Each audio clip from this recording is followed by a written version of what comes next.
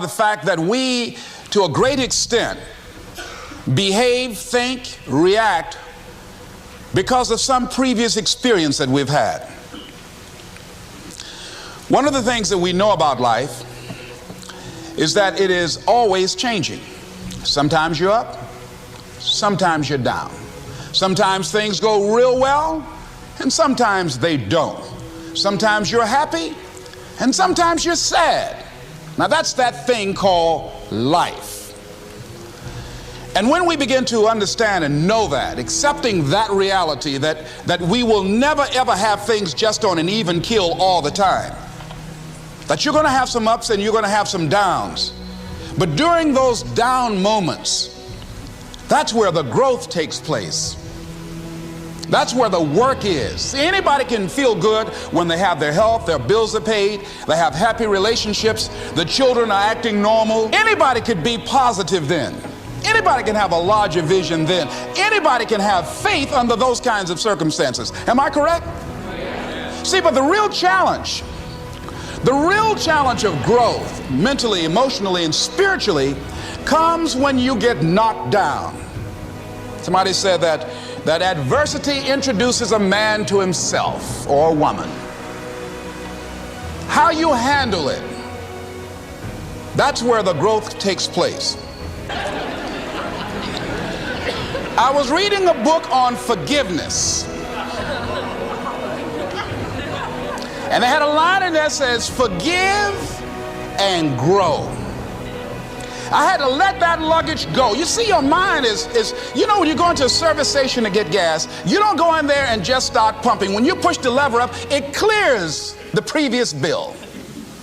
By the same token, if you want to begin to move, you've got to clear your mind of all the unnecessary luggage and baggage that's weighing us down. I couldn't move, I couldn't think about what am I going to do to get out of this situation, because I was so concerned about what happened and what he did to me and how bad it was. I was so stuck in that I couldn't even focus on what I should have done. Feeling sorry for myself and angry, and none of that was taking me anywhere. So pretty soon I learned through effort, made a conscious, deliberate, determined effort. I had to let it go. I had to forgive it. Let it go and begin to focus on developing myself. And I say to you, you're going to have people to do things to you. Things are going to happen to you. And the most important thing to do is to harness your will and let it go and move so you can grow, so you can get on with your life. Us have experienced some tragedy, and if we haven't, we will. And you can either let it destroy your life or you can build upon it. You can permit it to let it hold you down, or you can decide, I'm not going to let that happen to me. I'm bigger than this. Make a declaration to yourself.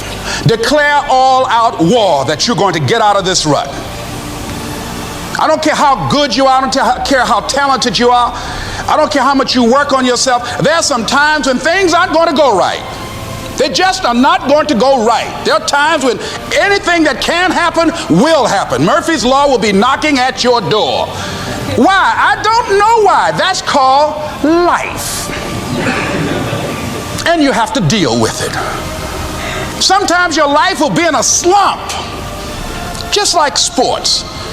Some of the best shooters can't hit baskets different times in games. They get in a slump. Do they sit on the sideline and say, you know, I just didn't hit a basket today? No, they continue to execute. I suggest to you that if you are facing a challenge, don't stop. Stay busy. Work your plan. Continue to do those things that you know that work for you after you have evaluated yourself in the situation. Continue to move. Stay busy, stay busy, stay busy. About what happens to you. What matters is, what are you going to do about it? What are you going to do now, Les? Huh? How long are you going to tell everybody at the bus stop and anybody who would stand and listen to you? How many times do we have to hear that? Don't go around telling people what your story is. Everybody has a story. 80% don't care and 20% glad it's you. I remember I was playing a game with my 9-year-old son, John Leslie, and I beat him 10 straight games in a game called Connect 4. And finally, I said, John Leslie, I'm bored. I don't want to play you anymore. And I got up. I said, I'm ready to go to sleep now. John Leslie said, no, you can't go now, Dad. I said, why? He said, it's not over until I win.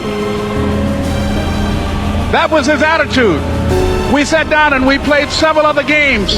And finally, after the 11th game, John Leslie won, and he got up and he yawned. And he said, I'm ready to go to sleep now. And I'm saying to you, what if all of us took that attitude after we face a rejection and a no, or we have a meeting and no one shows up, or somebody say, you can count on me, and they don't come through? What if we have that kind of attitude? The car's repossessed. Nobody believes in you. You've lost again and again and again. The lights are cut off, but you're still looking at your dream, reviewing it every day, and say to yourself, it's not over until